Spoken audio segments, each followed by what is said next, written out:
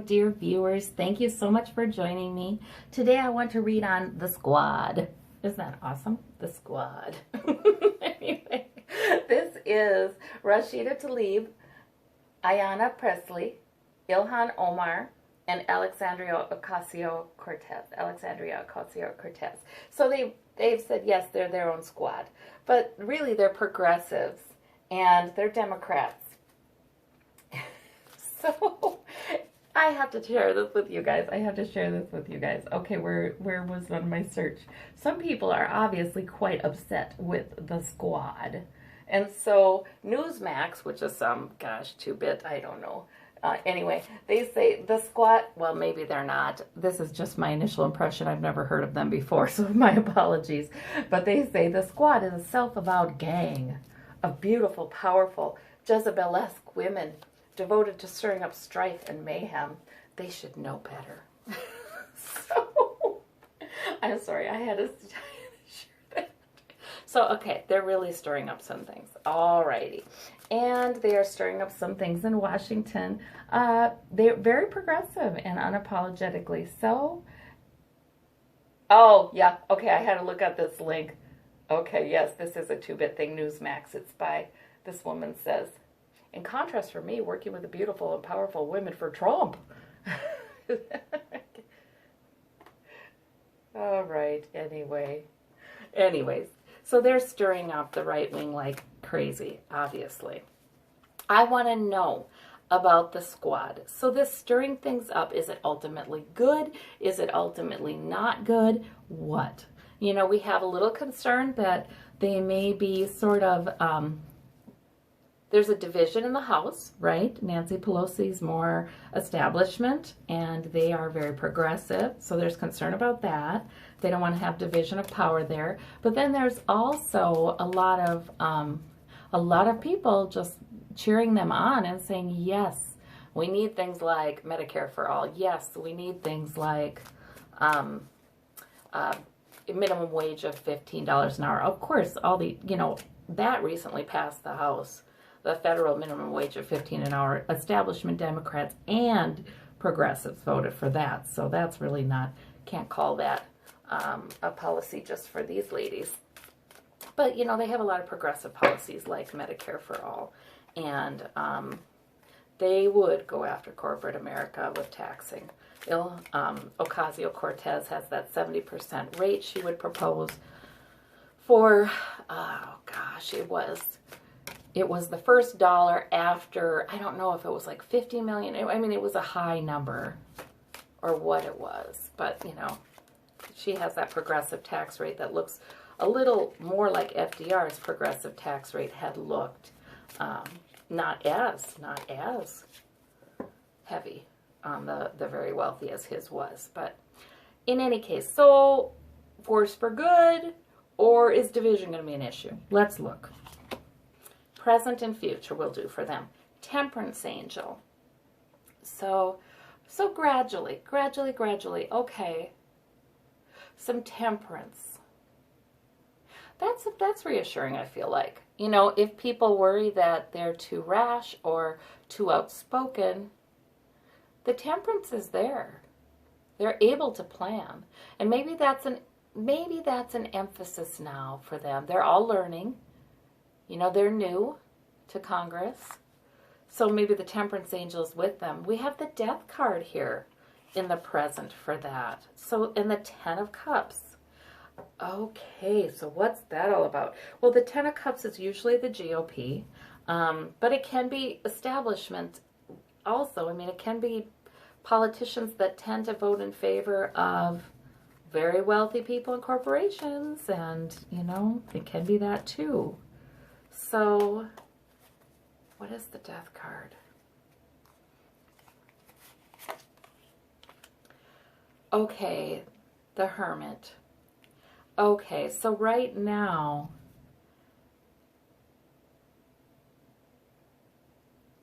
I think that they are sidelined. Right now, yes. And that's maybe why they've banded together, kind of. They're kind of sidelined. And I think there's been some talk about that, hasn't there, in the news? That they're kind of falling out of favor with some of the establishment Democrats who hold more power in the House, and so they may not get the influence that they want. So there's been a decision made, I think, to sideline them, and that's the death card, isolation with the Hermit, to contain them. There's being pressure put on other Democrats to not vote with them. Ah, shoot. Well, that's too bad. So I think this is the establishment's plan for how to make sure that the power in the House does not get divided. And they feel like that's the way it's got to be. But, But now the gradual card, the Temperance Angel suggests to me they're around for a while. Two of Cups.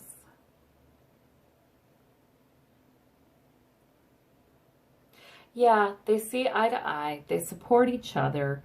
They've sort of made a pact. They can have these conversations about, okay, if we are sidelined, we can make a plan. We're here, we're in it for the long haul. I almost feel, I hear Alexandria Ocasio-Cortez saying this. You know, really, she's like the cheerleader in the group. Ooh, she's a good planner. She is a good planner. Yeah, she's not going anywhere. She's in politics for the long haul here. That's how she's feeling right now anyway. Unless something happens, but that's how she's feeling right now. So she kind of says, come on, we have to stay the course. She is very intelligent and very good at reading people and very good at communicating. She is not shrinking from communicating with longtime representatives. She is not shrinking from that at all and trying to make agreements with them and forge bonds and make relationships. And I feel like she's telling the other women, do not retreat, you know, keep on working with them, even if it's upsetting sometimes. Interesting. Yeah, she's good. She's good.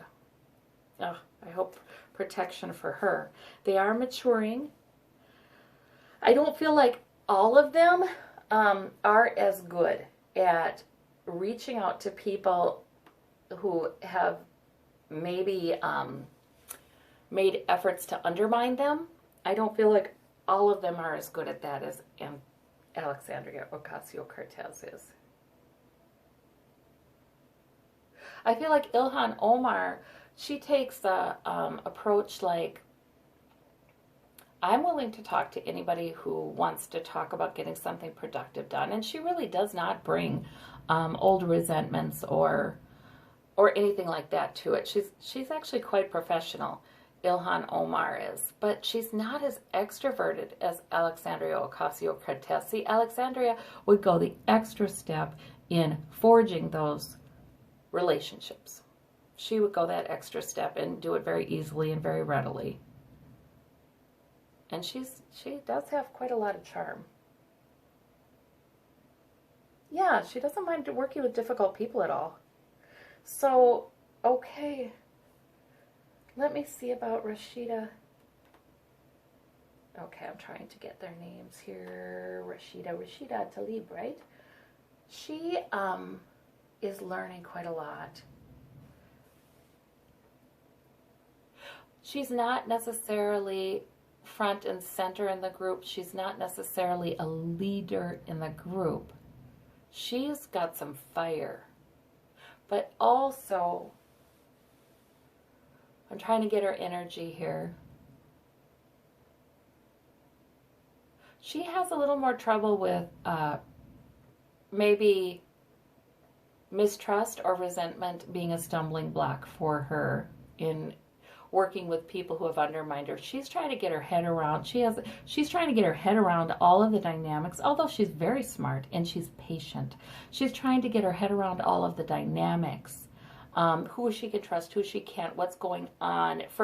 She's more of a safety, okay, I'm going to really get an assessment of the situation before I work too hard to form alliances with establishment Democrats. She's more like that.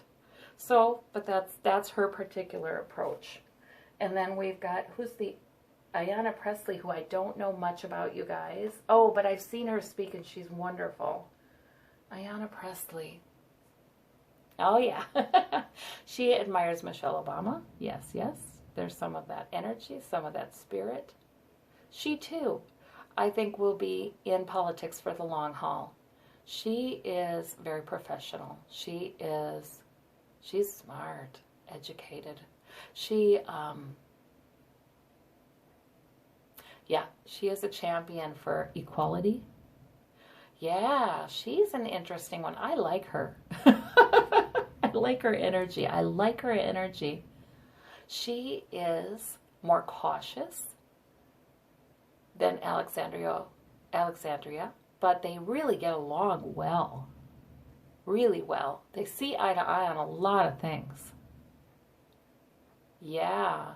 Oh, she's got a future too. But she's like, there's a larger goal for her, and that's what she's going to be devoted to. Yeah. It's like I almost see her like all these people are playing this game, they're playing this game, but she just sticks very close to her mission, and that is about equality, and that is about fixing the troubles with bias against people of color in our system. Yeah, and prejudice and the problem in law enforcement with, yeah, disproportionate numbers of people of color in jail, stopped, searched, tailed, all that. She's really, this is a core part of her mission. But she has a larger mission too, though. It is for all. But this is a core, and she kind of sticks close to her mission. She has a strong faith. She feels like this is what she is supposed to do. Okay, so we have retreat for the Ten of Cups. Interesting. Oh, that's interesting to me. So the GOP loves to talk about them and say, oh, they're these extremists, they're socialists, da-da-da-da. They love to love